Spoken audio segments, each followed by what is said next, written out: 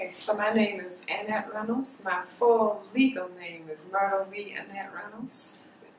And my mama's name was Myrtle, and my grandmama Reynolds' name was Razzie Lee, and my grandmama Ivy's name was Annabelle, but my daddy wanted me to have a name of my own, so I am called Annette. Because I first met Annette and talked to her after looking through yearbooks and found out that she was the first African American to attend Limestone.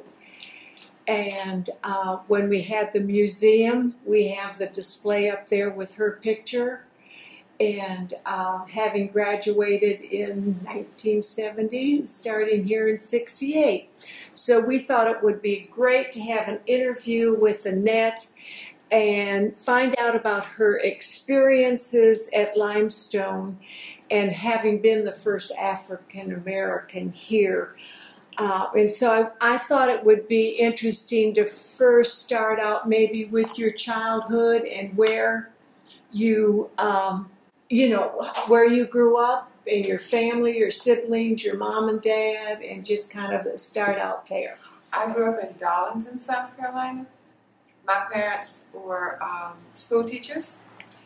When they married in 1946, I was born in 1948, and when I was born, they were teaching at a two-room school in Darlington County. When there was, what did they call it, consolidation. When the schools consolidated in something like the mid-50s, I believe, Mama went to the consolidated schools, but Daddy had started fixing radios in the dining room, and TVs were just coming out. So he started fixing TVs, and he opened his own radio TV repair shop. So he became an entrepreneur. Mama worked until my brother and sister were born. My brother's 6 years younger than me, my sister's 7 years younger than me, and then Mama quit to become a housewife. So they started off being teachers, and the story goes that I knew how to read by the time I was 3, and by the time I was 5, I was lining up items in the backyard like soda bottles, and I was teaching, like my parents. So I was going to be a teacher. We just didn't know what kind of teacher I was going to be. So I have my brother and my sister that I was raised with. Dad was married before he married Mama, and I have a half-sister who lives in Pennsylvania now. When my parents separated, she and her mother went to Philadelphia. She came to live with us when she was 18, I believe it was. She's 7 years older than me, so that's my family. My grandparents, Reynolds, lived next door most of my life, but I do remember them building the house. So not all of my life, but most of my life. When Granddaddy Reynolds passed and I was 10, the decision was made that I would live at Grandmama Reynolds' house in the evenings at night. She didn't have a phone. She didn't want a phone. She didn't have a TV. She didn't want a TV. And she had a heart condition. So I was going to be her telephone for somebody. And so I spent a lot of time with that grandma. My other grandparents lived on a farm about 30 miles away in Marlborough County. My Reynolds grandparents both graduated from Claflin. My parents graduated from South Carolina State University. My granddaddy Ivy got an honorary degree from State College for being a master farmer. Everybody was very proud of that. He had a 4th grade education because school only went to 4th grade in the rural area where you live. So I said all of that to say, I didn't know you could get out of high school and not go to college. I thought that's what you did. You finished high school and you went to college. All my family members would be asking me, what you going to be when you grow up? And I was steered to do whatever I needed to do. I wanted to be a 4-H agent. I joined 4-H when I was 10, and all I ever wanted to be was a 4-H agent. I had a friend who became a lawyer. He said, you could have been a lawyer. Yeah, I could have been a lawyer. I could have been a doctor, but I wanted to be a 4-H agent. So that's what I decided I wanted to be. My father was very strict. I was raised in the church. Annette Reynolds was a Methodist minister. I could only go to church and school, and I could not stay after school. I had to be home 15 minutes after school was out. Theoretically, that was so I could work in the shop, but it was so Daddy could keep his eyes on me. He made a decision that he was going to make sure that he knew where I was and what I was doing at all times. So the only extracurricular activity, well, we had the honorary society, but I could only do extracurricular activities in high school that happened during school time. And one of those was band, which happened at 6th period, and then we went home. We didn't have band practice after school. Well, I couldn't play an instrument. I tried to learn to play the piano. My Aunt B was teaching me how to play the piano, and she had this little item that went tick-tock, tick-tock, and I hated it. Metronome. There you go. And I hated it because I had to keep up with it. And my idea about playing piano was my daddy played popular music, and he just played by ear. I didn't know that. But when I started taking piano lessons, Aunt B and Grandmama thought I ought to play classical music, and I ought to do scales. And I didn't like any of that. And then my Aunt B decided that if I made one mistake, she would wrap me on the fingers with a pencil. You can see that I am 5'8". My Aunt B was 5'2". At about age 12, I told my dad if my Aunt B hit me on my fingers one more time, I was going to slap her. So ended the piano lessons. And so the only thing left was majorette. I considered myself athletic because I played softball, and I loved to play softball. We had my granddaddy bought 3 lots, and he built a house on the lot on the corner, and he gave my daddy the lot in the middle, which had a 3-room house on it, which my daddy expanded over time. And the third lot was Aunt B's lot, but she never used it, so it got overgrown. And Daddy said if the neighborhood children cleaned the lot off, we could make it out of the softball field, which we did. And he got croquet sacks to make the bases, and we each had to pay 10 cents so we could get 2 balls and a bat. So we did all of that and realized that I'm a part of the baby boom generation, so there were a lot of us, a lot of kids in the neighborhood. And so we did all of that, all of us, did all of that. And then the boys said the girls couldn't play. Well, I wasn't having that. I mean, it was my daddy's field. I was not going to not play. So, and I was bigger than some of them. So I went and complained to my daddy, and he said the girls and the boys could play. So I made it in my mind that I was going to play better than the boys. So I loved playing softball. So the only thing left on the band was majorette, because I didn't play an instrument. Okay, so I told him I wanted to be a majorette. And the majorettes at the time were 5 foot even and 110 pounds wet with bricks in their pocket, and that did not fit me. So they told me I was too fat, and the uniforms didn't fit me, and I couldn't be no majorette. So I went home, and through tears, I told Mama I couldn't be a majorette because I was too fat. And you know, I'm 12, so fat is like, it's not a 4-letter word, but it's almost as bad as a 4-letter word. The next thing that happened was 2 things happened. One, Daddy was not a shy person, to say the least. So he went out to school and he had a talk with some people, and they made me a majorette. They didn't have a uniform that fit me, but they let me be on the squad anyway.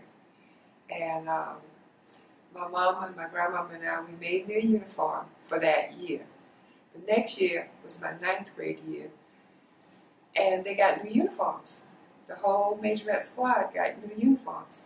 And whereas the old uniforms had really short skirts and you could see the underpants, the new uniforms came halfway down our legs, all the way up to our necks, and all the way down to our wrists. So I thought my daddy had something to do with that. So, but meanwhile, The second thing that happened is I think God intervened. Daddy's business, fixing radios and TVs, took him into people's homes to fix their TVs. 75% of his business was white, and we went to a household of a white family, and they had a little girl who was exactly my age and who was a majorette. And we got on, you know, we got to be friendly. When Daddy and I left the house, he had a conniption fit that I was being friends with this little white girl. I had no idea why he was so upset. But what I got out of it was I went to that house to work. I did not go to that house to make a friend, especially not a white friend. However, about a month later, my friend and her father showed up at the shop because she wanted to come see me. So Daddy acquiesced that we could see each other in our backyard. We had a 6-foot fence around our backyard that if you went in the shop, you could come out of the shop and into the backyard. That was so Daddy could move money from the shop to the house. But they could come in the shop, and then she and I could visit in the backyard and nobody would know. I didn't know, you know, I grew up in a segregated society, but I didn't know all the ins and outs of a segregated society. So Daddy was just trying to protect me. That's all. I wish I could tell you her name. All I can remember is her last name ended in ski, so that meant she was Polish, but it also meant she wasn't from around here, if y'all get my Right. And her parents were not from around here. She taught me how to twirl. She taught me how to twirl a baton. That meant I was the only black girl in my school that could twirl a baton, because white girls could go to baton camp, but I couldn't go to baton camp. So that was the 8th grade year. 9th grade year, she and her father showed up saying they had to move, and they were moving immediately. And she brought me a book that it was a baton twirling book. And she said, you can, you know the basic steps, basic twirls, and you can learn the rest of them from this book, and they disappeared. Years later, Daddy told me the Ku Klux Klan burned a cross on their yard, which is why they had to move so suddenly. Mm-hmm. But now I had a skill. I didn't really see it as a skill, but I mean, now I had a skill. And so I became the head majorette eventually. But the skill, Daddy had some ideas about my skill. I learned to twirl a fire baton, which is a lot easier than twirling a regular baton. So, I mean, it was a lot more flashy, but it was a lot easier. So time to go to college, Daddy went down with me to talk to the band director at South Carolina State. It was South Carolina State College. It's now South Carolina State University. Told the band director I had a skill for baton twirling. And if he let me, which that was the only school he wanted me to go to. He went there, right? Yes. Yes. But if he let me go to his school, then I would be an asset to the school because I had a skill of baton twirling, and you need to pay for that skill. You need to give her a scholarship. Band director said majorettes don't get scholarships. Daddy said, without a scholarship, you can't have her skill.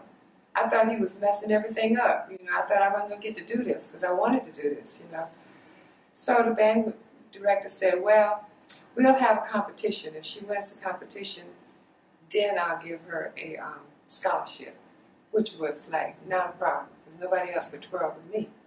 Okay, so I got a scholarship. This is a picture of me as the twirler at South Carolina. You asked me about my experience at South Carolina State. Mm-hmm. I was the twirler at South Carolina State, and when I joined the band, there were 100 members of the band, and they decided since I was going to be the only majorette, I was a twirler, I wasn't a majorette, that now they were going to call the band the Marching 101, and I was the one. And 66, on page 30, I was in the Ebony magazine, And it's the same picture. Yes, it Okay. is February of 1966. Look at that. So, to some extent, I have a little bit of notoriety. About 15 minutes of fame.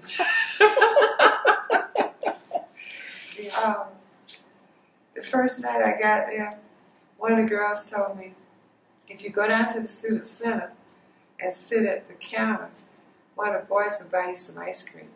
Or buy you something, you know.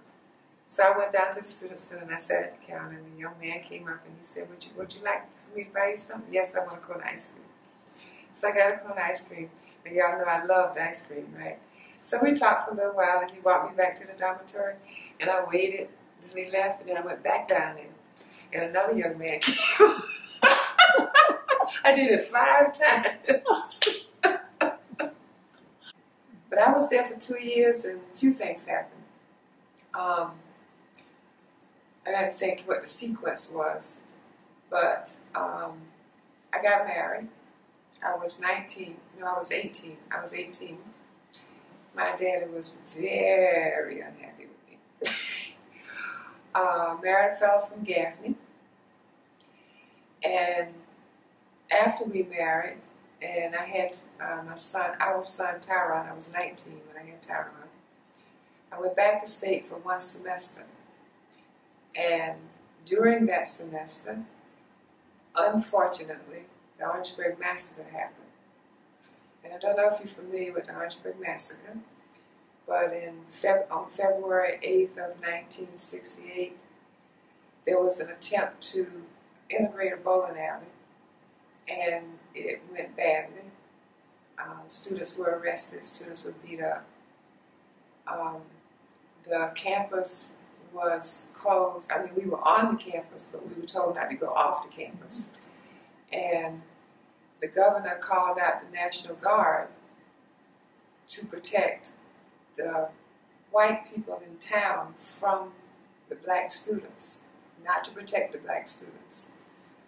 So, for whatever reasons, on that night, that was a Thursday night, at around 10:35, the police, who were then National Guardsmen, city police, county sheriffs, and highway patrolmen, had all gathered on front camp. Well, they were on. There's a railroad track in front of the campus, and they were all on the railroad track. There was a crowd of students gathered on something called the Hill, which is on front campus also. And for some reason, the police officers thought one of the police officers had been hit by a bullet, and they opened fire. No police officers reported to the hospital as being injured by anything, but 3 students were killed and 33 were wounded. And I saw it all. I was standing in the wrong place to get shot, but I was standing in the right place to view what happened. So the school was closed down for 2 weeks, and then we went back to school, and I finished out the semester there. Then I came back to Gaffney for the summer, and my husband had secured us a house of our own. Before that, I lived with his parents, and he went to embalming school because he wasn't finished school either. And I was supposed to go back to school. We were both supposed to go back to school, but when I came back for the summer, he secured a house of our own. And he said he didn't want me to go back to State College. I think, I know I wanted to finish college, but I think I was halfway in agreement with him because of the massacre. Mm-hmm. But when he said he didn't want me to go back to State College, it wasn't because of the massacre. He used that as an excuse. My husband had a violent temper. I did not know that until we moved into the house by ourselves, until we were out of his parents' house. But he had a violent temper. So, if I finished college, that meant I could get a job and I could leave. And he didn't want me to finish college. So, he says this in front of his family. And his father, my father-in-law, who was also an abusive person, said, "Oh, well, you don't need to go to state. Why don't you go to Limestone?" You ask, why Limestone? Well, I had never heard of Limestone. Remember that I was raised in a segregated society. I didn't know Limestone existed, much less what it was and where it was. So after everybody was out of the house, I looked in the phone book. I called the campus. I asked if they had a home ec program, because that's what my program needed to be for me to be a 4-H agent. And it did. You did. And I asked for an application to be sent to me in the mail. And I received it and didn't tell anybody. And filled it out and sent it back and got my transcripts and everything sent. And then I got a letter saying I had been accepted. Now, I didn't know where the campus was. So I got a call. So I called back and I said, I don't know where the campus is. And I don't have a car. So you need to give me directions on how to walk to the campus. And they asked me where I lived, and I told them, and they said somebody would come to my house. And I said, and I don't have any money either. That's still the story. I need to apply for a scholarship. I need to apply for a grant. I need to apply for a loan, and I need to do all of that. So they sent Mr. Pasco to my house. And although Mr. Pasco was a white man, it still didn't occur to me that this might be a white school. I just didn't think of that. So Mr. Pasco worked out the paperwork. We did all the paperwork, and I had a grant. The grant covered tuition, and I was admitted to the school. And all I thought about was, well, I won't be living on campus, so I don't need room and board. I need tuition. Okay. And he told me how to get to the school. And so on the first day of school, I walked. It was 2 miles, because I lived on the other side of town, in the black section of town, of course. And then I got here, and I didn't see any black people. So I had a little bit of a culture shock, because I didn't see any black people. However, everybody on the campus, for every minute of the 2 years that I attended here, everybody but 2 people on the campus were very nice, very welcoming, very concerned that I be happy, that I be taken care of. The students, the teachers, there were 2 teachers that I had a problem with, a French teacher and a religion teacher. And those problems were resolved because the students reported them. I didn't report them. The students in those classes reported those teachers, and then the teachers had to change their behavior. Other than that, next thing that happened, well, I have to say, culture shock meant I couldn't tell one person from another. They all look like white people. So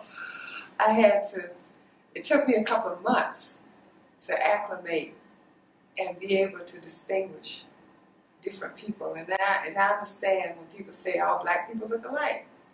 Well, from my perspective, all white people look alike.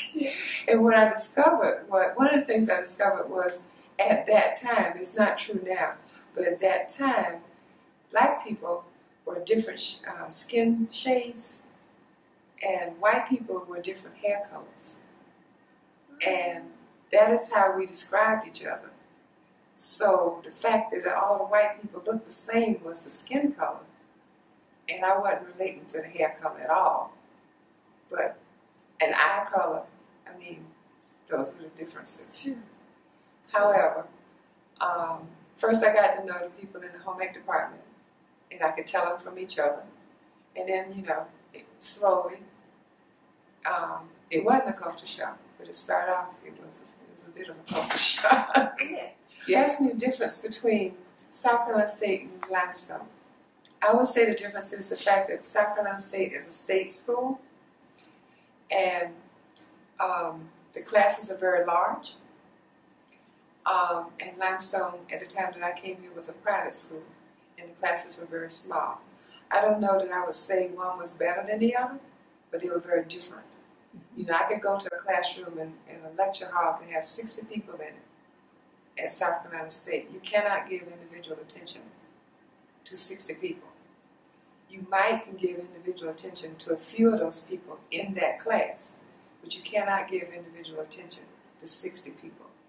When I got to Limestone, the largest class I had was that religion class and had 30 people. I was very familiar with the Bible. That was not a problem. The smallest class I had was 5 people. We all got individual attention. That was in my major in home economics.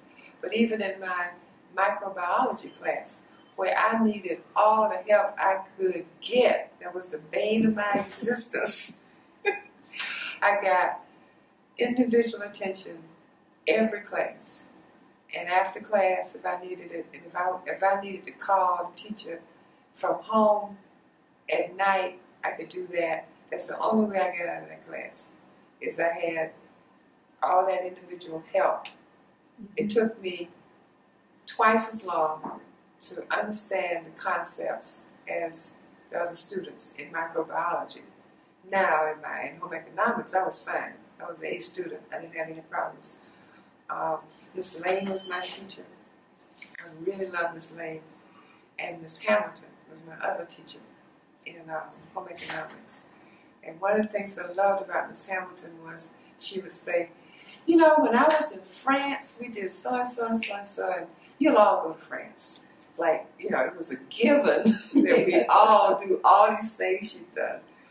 I had an economics teacher that was the class was maybe 20. I was falling asleep in class, and somebody told Miss Lane, and I was sleep deprived. That's what the problem was, because by that time I was a senior, and my husband was very angry because I was going to school. So I was leaving my books in the library and doing my studying in the library because he would destroy my books or my papers or whatever. And there was no peace and quiet at home. So she and Miss Hamilton said I could go up to the home management house and just take a nap whenever I needed to, which I really needed to. But I got to back up. I came to school. First thing I found out was I had no books and I had no money. So I went and told Mr. Pascal, I have no books, I have no money. He wrote out a little paper, and I went to the bookstore and I could get my books. So now my books, my tuition and my books are paid for. About 2 weeks later, Miss Lane found out that I was bringing Tyrone to school with me, and the girls in the dormitory were keeping him, taking turns keeping him when they didn't have classes. This is how cooperative everybody was. So she said that won't do, primarily because it wasn't safe for him. I mean, the girls may not have known what they were doing, but they were trying. So she found daycare. She went over and told Mr. Pascal, and that's going to need daycare money. So that was provided. When my classmates found out that I was walking back and forth to school, and I was pushing Tyrone, and I was carrying a baby bag, and I was carrying books, Diane Pettit volunteered to pick me up every day, and she did. Even when our classes, she didn't have class, she would come and get me. Then a black cab driver, Mr. Martin, asked me one day, I was walking one day, and he asked me could he transport me in his cab. I told him I didn't have any money. He said, well, pay me what you can. I went back to Mr. Pascal, and I said I would like to pay the cab driver $5 a week. So now I had transportation. And not only did the deal with Mr. Martin was he would pick me up every morning and he would bring me back every evening, and he would take me downtown on Saturday so I could shop. Because I didn't live on campus, I lived at home with my abusive husband. And then I paid him the $5 a week.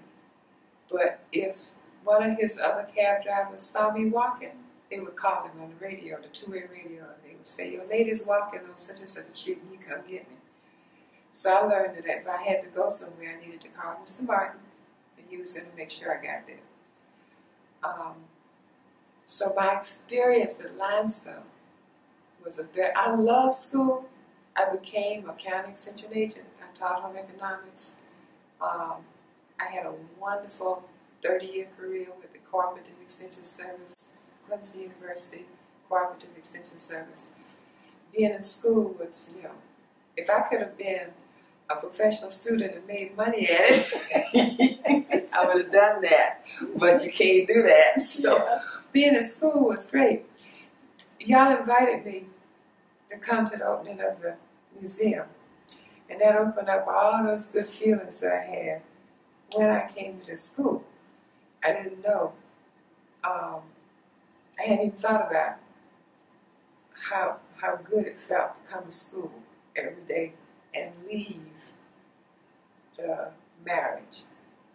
I now think it's possible it saved my life because I was here so much of the time. And he was not coming here because he would have got arrested. I could not get him arrested. There were no laws. So not only did I get top education when I graduated and went to Collington County, I arrived for work and nobody knew I was coming. And I said, well, I'm Annette Reynolds, and they said for me to come here at 8:30. And my supervisor said, I don't believe it, and I'm going to call Clemson. He was looking for a white lady. And I tell you this story because I didn't figure that out until y'all invited me back. I didn't figure out what was wrong with him until y'all invited me back. He thought I was white. Coming from Limestone. Because I was the first one. Mm-hmm.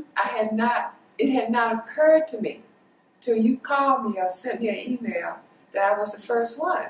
I didn't know that. I really didn't care that I was the first one. I just wanted to get the degree and get my job and get away from that marriage, and then I was going to be fine. So I didn't know. I didn't think about me being the first one, but now, looking back, I was interviewed here by Clemson Extension. Ms. Lane was in the room. All of us who were in the home ec department were interviewed in the home ec department. Ms. Lane prepped us. We could not do bad on our interview.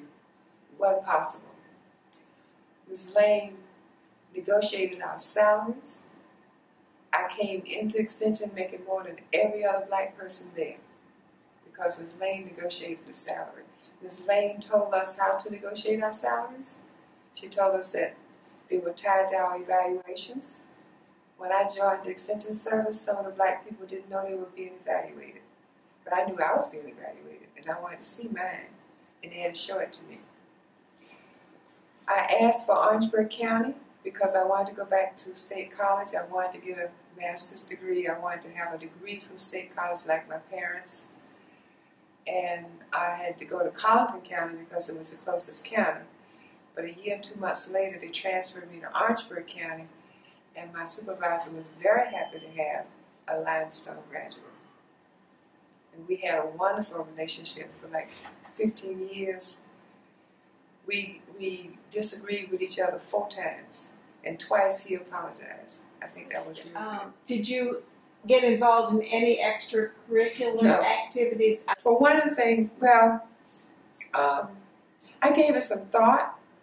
I didn't give any thought to Greek organizations because I had a bad experience with Greek organizations at State College. But I had joined the Women's Athletic Association at State College, and I had joined a dance group, and I was a majorette. I was in a band, so I was in the Honor Society. I had joined groups at State College, and I gave it some thought. But I had a husband who drank and had a violent temper. I had a baby who needed my attention at all times that I was not at school because he was not safe. I didn't think I was safe. I didn't think he was safe. So I had him with me all the time. I did have a neighbor who would watch him for me, who was a good babysitter, but her husband was abusive too. So that wasn't always possible. I came to school at 8 o'clock in the morning. I left school at 6. That was my ride. So with all the things that I had to deal with, plus the timing, there just wasn't time to do anything extracurricular. I was a B student here. I was an A student at South Carolina State because it wasn't time. I mean, I was an A student in home economics, but I was because I took science and all the other things. I did get a BI in entomology though. Yeah, entomology, that's what it was. What's that? No, microbiology. Micro. I got a BI microbiology. I was so proud of that thing. And with Dr. Agnew, I got a B in organic chemistry. Dr. Agnew was an excellent teacher. And what she said was she wanted us to understand whatever we could in the book. She wanted us to start at the front and go however far we could go in the book, which didn't mean you had to finish the book, but know what you did study. I think I got to chapter 5 in a book that was yay thick, but I knew. She said she wanted us to be able to go back to that book and pick up where we left off if we so chose, and not think of the book as something that we didn't understand. So I might have got an A out of that class, I'm not sure, but she was an excellent teacher. And I was Annette Gilmore when I was here. I went back to my maiden name, which was Reynolds, but I graduated Annette Gilmore.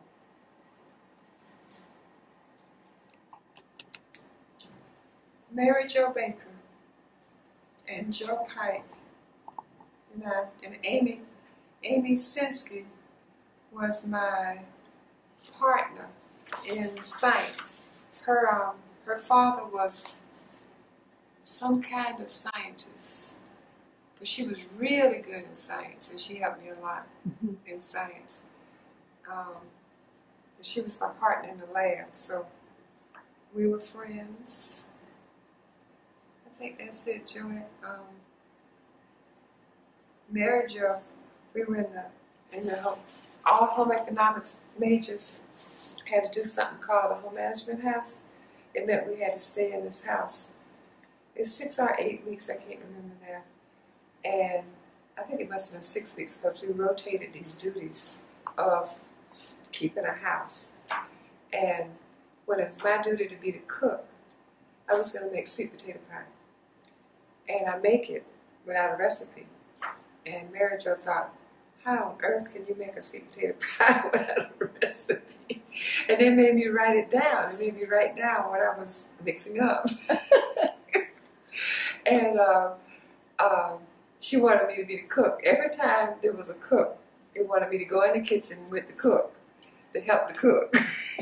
But you know, I only had one turn as a cook.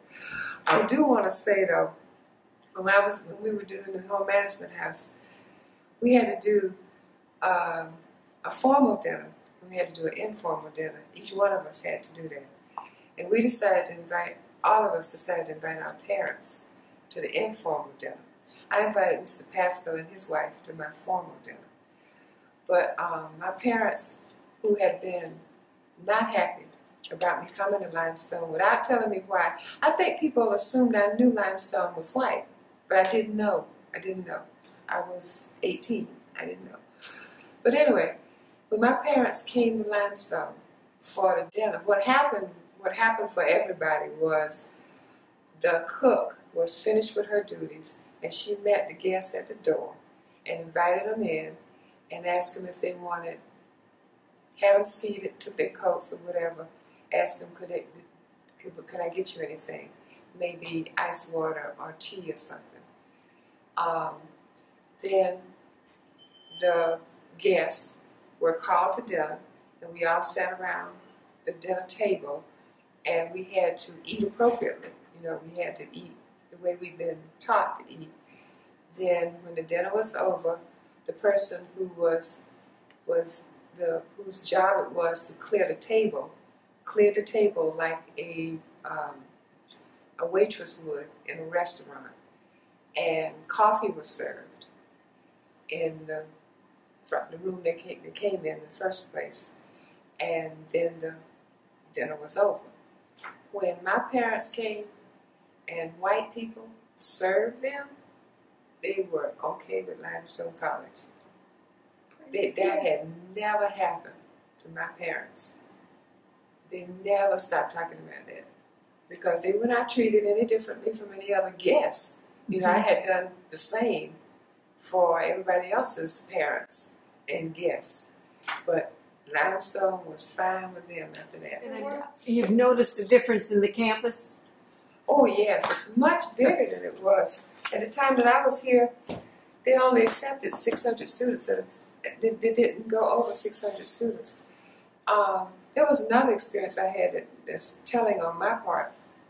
I had to take typing because I thought no white person was going to type any papers for me, and I didn't know how to type. So I took typing.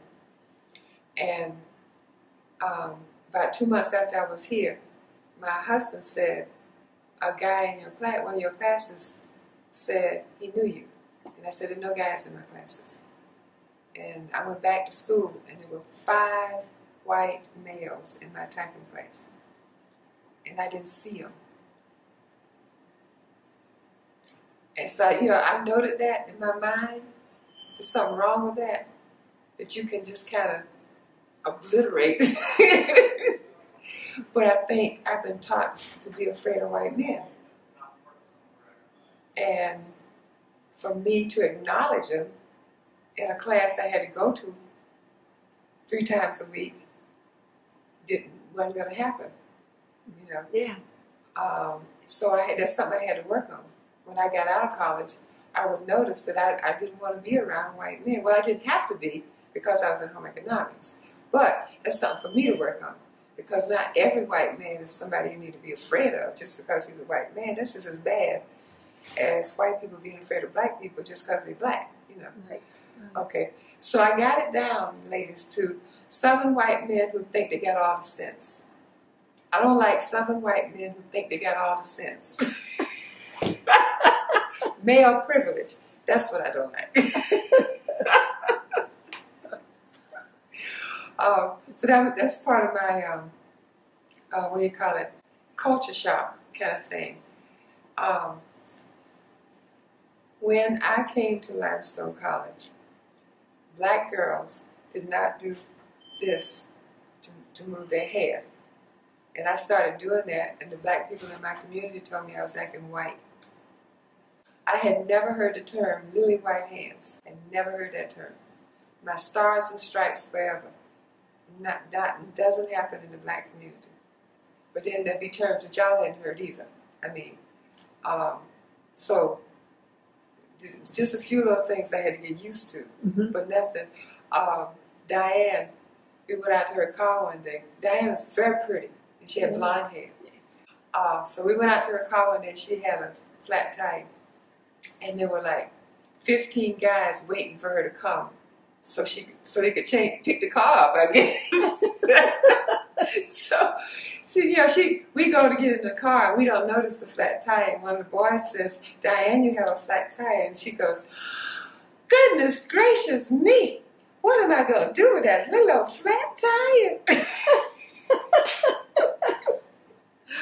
And she talked like that all the time. I mean, it was so funny to me. Yeah. I hadn't heard that before. Well, you know, the boys could just pick the car up and change the tire. They didn't need to jack it up. Yeah. But we got our tire changed. Maybe in the mid-70s, I was working with, I was doing parent education at the Department of Social Services and started volunteering to help them with abused children. And noticed that every time I went into a household with an abused child, I found an abused woman. And I knew that because I had been an abused woman.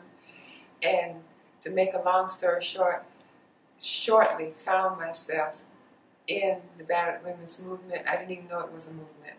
But across America, the first shelter for battered women started in 1964 in Pasadena, California, and then shelters started popping up all over the country, started by formerly battered women, which I am, and I'm a survivor and I'm a thriver. So one of the things that I've done since Limestone is to help other women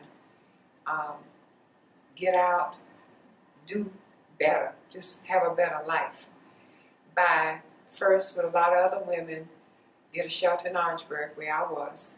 There's a shelter in Florence, where I am now, where I serve on the Shelter Advisory Board. I give talks about domestic violence. I help raise money for domestic violence. Realized that there wasn't no word called domestic violence in 1968 when I was in the situation. There were no laws. There was nothing called date rape. There was nothing called marital rape. We've changed all of that. We, not just me by myself. The Child Support Enforcement Act was passed in 1984. The group that I was a part of was part and parcel of getting that act passed. When that act passed, I filed for my back child support, and 2 years later I got $17,100 to give to send my child to college because I helped with that. I'm so proud of that. The other thing I've done since college is I had a wonderful 30-year career with the Cooperative Extension Service. I was first a 4-H agent, which is what I wanted to be. I won all the awards they had available. I finished my career as a cluster director, only black female cluster director. So I believe the fact that I'm a Limestone graduate is part and parcel to that career. Because I know Mr. Howe, one of my best supervisors, the one I was talking about earlier, he was proud to have a Limestone graduate. That's what I learned, that Limestone had this, that Limestone was well thought of, what's the word, in South Carolina at least, probably out of South Carolina too, but Limestone, the first finishing college for girls in South Carolina, reputation. Limestone has a reputation of graduating people who are of the best caliber. And my Mr. Howe recognized that in me. So I think that helped my career. I think it helped me. It took a long time for me to be a cluster director because I'm black and female. That's the system. It is also true that when I started working, I didn't have a plan to be a supervisor. And the white men coming in, they had a plan to be supervisors. So that's on my part. I didn't have a plan. I thought they'd recognize my good work and promote me. No, you got to have a plan. So when I got my plan together, I became a supervisor. That said, I hated being a supervisor. I much preferred being a teacher. And I only had to serve in that capacity for 5 years, thank you, Lord. Well, and I noticed here, and I know you probably wouldn't say it, but on your resume you have many wonderful accomplishments. Outstanding Home Economist of the Year in '78, Distinguished Service in '84, State Advisory Council Award for Coalition Building '90 and '92, Communication Awards in '78, '82, '83, and '84, and Continued Excellence in '98. I think that's wonderful. Thank you. I do talks on abuse. Actually, I do. One of the things I do is with cosmetologists. It's called Cut It. It's a program, a CAN program called Cut It Out. But when I do the CAN program, I tell about my own experiences. And I have never done that program, and there wasn't somebody in the audience that was experiencing abuse or had experienced abuse, whether or not they were willing to admit it to the group. They would come up later and tell me. I just did a program for the Council of Negro Women in Hartsville, and when I said 1 in 5 women will be abused in their lifetime, so that means it's like that means that many people in here, 1/5 of the people in here, I had 1/5 of the people raise their hands. These were women in close to my age group. So as you get older, you're more willing to say things like that. But I give talks all the time about domestic violence and what we need to do. What I think we need to do is we need to work on male privilege. We need to work on equality of men and women, real equality of men and women. Women don't need to be like men. Women need to bring their strengths to the table so that we can have a balance. Yes. When I got the email and you said I was the first person to come to Limestone, I thought, I guess she's right. I wonder why I never thought of that. So many happy memories started flooding back that I wrote a letter to my son so I could explain to him. I was raised in this strict Christian home. And your father was raised in a home where he was abused. So the marriage was doomed from the start. I'm not blaming your father. You need to forgive him. I have forgiven him. He was raised in a home where he was abused. He learned to abuse.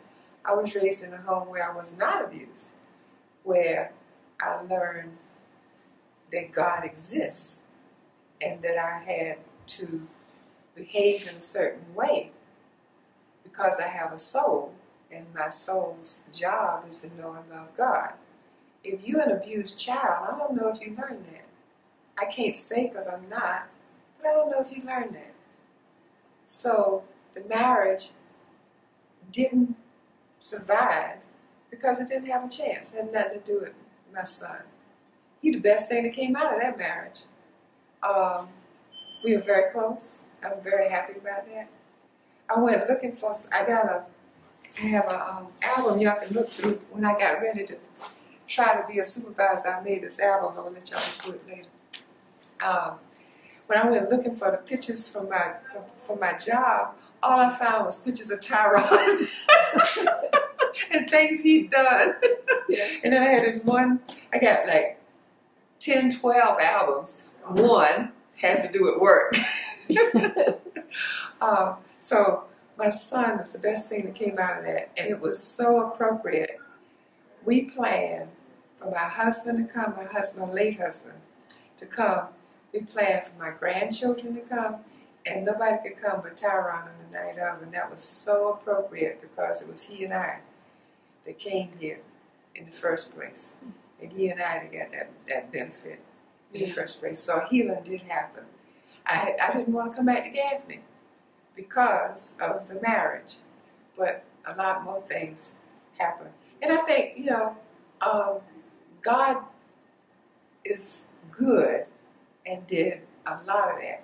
So Limestone and South Carolina State and Winthrop were the only colleges in South Carolina that had a home ec degree, and I wound up in Gaffney. And the degree that Limestone had phased out in 72, and I came in 68 and graduated in 70. I mean, God is good. One, I think women need to step up to the plate. We need to get educated. We need to decide what you're going to be when you grow up. If you never use what your education is, I have friends, I have a very good friend who's a nurse, who is trained to be a nurse. Her husband is a doctor. She's never worked outside of the home, but she can. Her husband does not abuse her, but if he did, she has a career to fall back on. Whatever you do, whoever you marry, the chances that the both of y'all are going to die at the same time are very slim. The chances that he's going to go before you are very high. So the chances that you're going to get divorced are half. Half of the people that get married get divorced. So women need to be able to take care of themselves. My daddy used to tell me to be an asset, not a liability. My mama used to say, let mama may have, papa may have, sister and brother may have, but blessed is she that has her own. So my parents prepared me to be an independent person, which I am. and have been since I left my first husband. That's the first thing women need to do, is to be prepared to be independent people.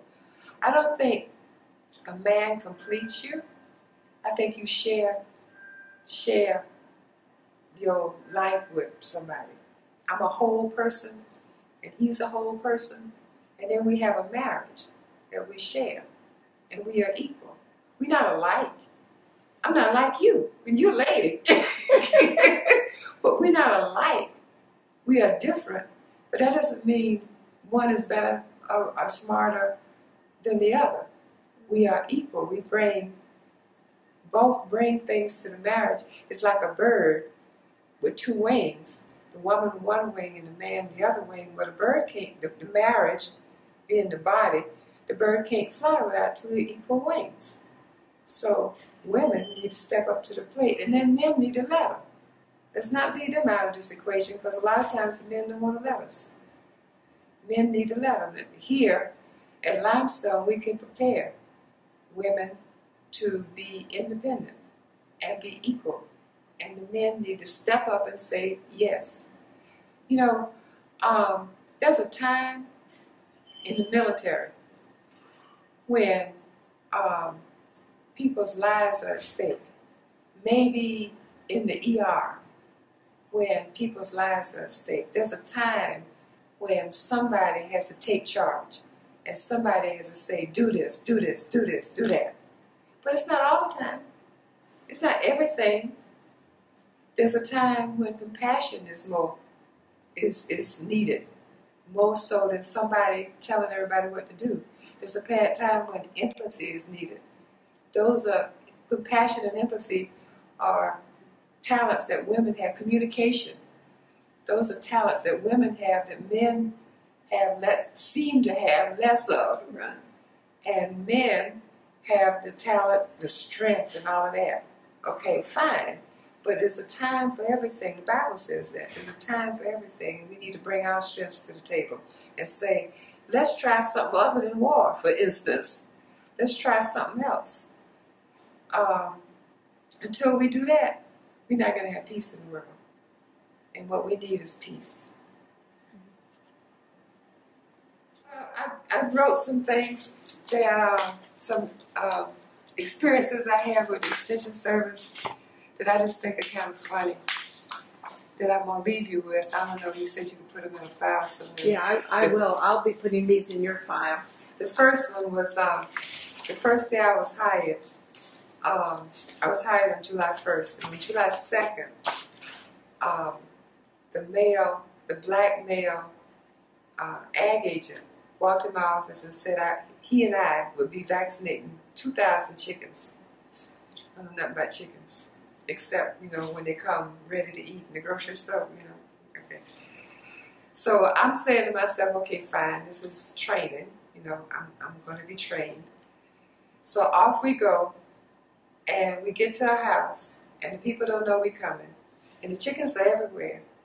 And he thinks because I am 21 and he's got 20 years, I don't know how old he is, but he's got 20 years experience, that I'm going to catch the chickens. I'm like, I don't know how to catch a chicken. I'm scared of chickens. What do you mean I'm going to catch a chicken? And then what? So he proceeds to try to catch the chickens. This is not an easy task, catching chickens. They don't want to be caught. But what we needed to do with them was stick them with a inoculation. They didn't want that to happen either. And if chickens talked to each other, they were telling each other, don't let them catch you. And it was July, and it was hot as the dickens. And we out here catching 50 chickens per household, 2,000 in all. So we do this that day, and the next day, when we get to this house, this man has a hanger. He straightened the hanger out, and he put a little hook on the end, and he walked among the chickens and grab a chicken leg and bring it up, and then grab the other leg. You better bet the third day I had my hanger. I was ready with my hanger. Now, I still was kind of scared of chickens. I mean, they peck you. There's a reason to be scared of live chickens. So I had my hanger. But I told this agent, first of all, why don't you tell the people we're coming? then they can have the chickens ready. And then, you know, we can stick them and put them on the yard as opposed to catching them and putting them up. And he crossed his arms and what makes you think you know what you're doing? You've been working 3 days, is it? Which I can see. But I made up my mind the next year. First of all, I said I wasn't giving out no chickens. But then I realized this poultry project was a project for limited resource families, and if I didn't give the chickens out, the black families were not going to be able to participate. Because even though we had integrated, we still had black people working with black people and white people working with white people. So the black people that have been getting the chickens, or new ones, were not going to get them. And it meant that some families ate. Some of these families used those chickens through the winter to feed their families. It meant that 2 of the families I worked with started little businesses as poultry businesses. Maybe they sold eggs, maybe they sold chickens, biddies, or whatever. But they started little businesses. So I said, okay, can't do that. I'm going to have to do the project. So now we're going to do it my way. So I signed a card in April. No, I signed a card in March awarding the chickens, the biddies. We gave out 50 biddies to each family. They gave back 10 chickens. We auctioned them off. We bought more biddies.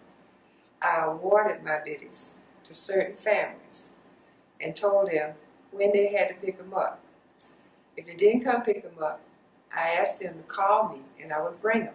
That was unheard of. I wasn't supposed to take them, but I told them I would bring them if they called me. And I did deliver some of the biddies. Come June, I sent them another card saying, I will be out vaccinating chickens this week in July. Have your chickens pin up or they will not be vaccinated. Got there? So okay, now what you need to do is you need to pick up the chicken, you need to hold the wing out, and I'm going to stick it. And I was like, and it took us 2 months to do those chickens. The first year, it took me 1 week to do 1,000 chickens that second year. Wow. And the people were happy to do it my way, primarily because I let them know I was coming, I think. You know, sure, I awarded them. I told them what I needed them to do. And so the male agent didn't want to work with me no more, but that's all right. Because I changed everything. But that's one of the stories I was telling. Okay.